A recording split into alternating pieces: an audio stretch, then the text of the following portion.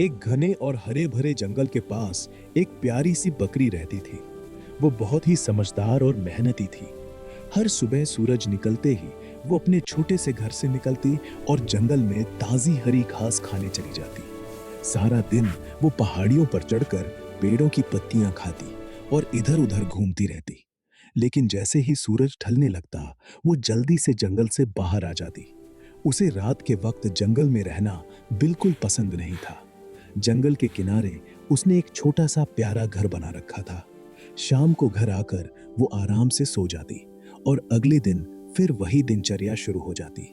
कुछ महीनों बाद उसके घर में खुशियों का पल आया। उसके दो प्यारे प्यारे बच्चे हुए। बकरी माँ ने प्यार से उनका नाम रखा, चुन्नू और मुन्नू। दोनों बच्चे बहुत ही नन्हे और मासूम थे।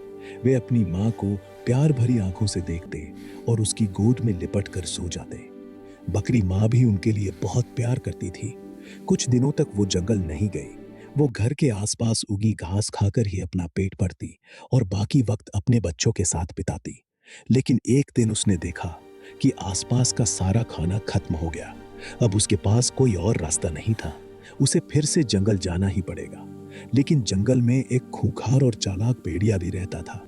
वो बहुत खतरनाक था और बकरी माँ के बच्चों के लिए खतरा बन सकता था। बकरी माँ बहुत घबरा गई, लेकिन उसने हिम्मत नहीं हारी।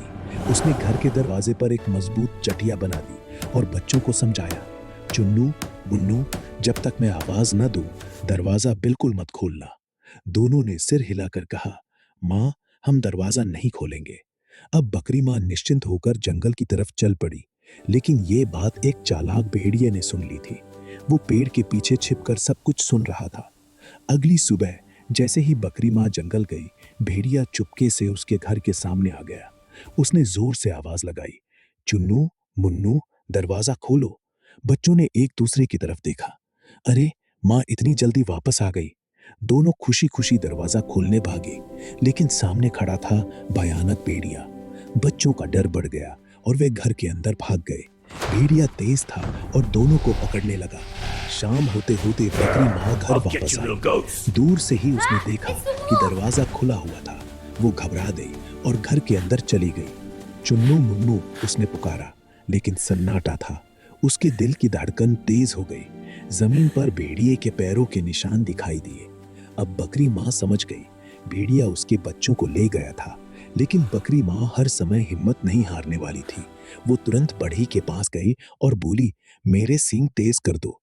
फिर वो तेली के पास गई और अपने सींग पर तेल लगवाया। अब उसके सींग बहुत तेज और मजबूत हो चुके थे। बकरी माँ गुस्से से भर गई और जंगल की तरफ दौड़ पड़ी। उसने हर जगह भेड़िए को ढूंढा। आखिरकार भेड़िया मिल गया। उसका पेट बहुत बड़ा हो चुका था और अंदर चुन्नू और मुन्नू थे। बकरी माँ जोर से बोली, मेरे बच्चों को वापस करो। भेड़िया हंसते हुए बोला, मैं तुम्हारे बच्चों को खा चुका हूँ। अब अगर तुम यहाँ आई हो तो तुम्हें भी खा जाऊंगा। ये सुनकर बकरी माँ का गुस्सा और बढ़ गया।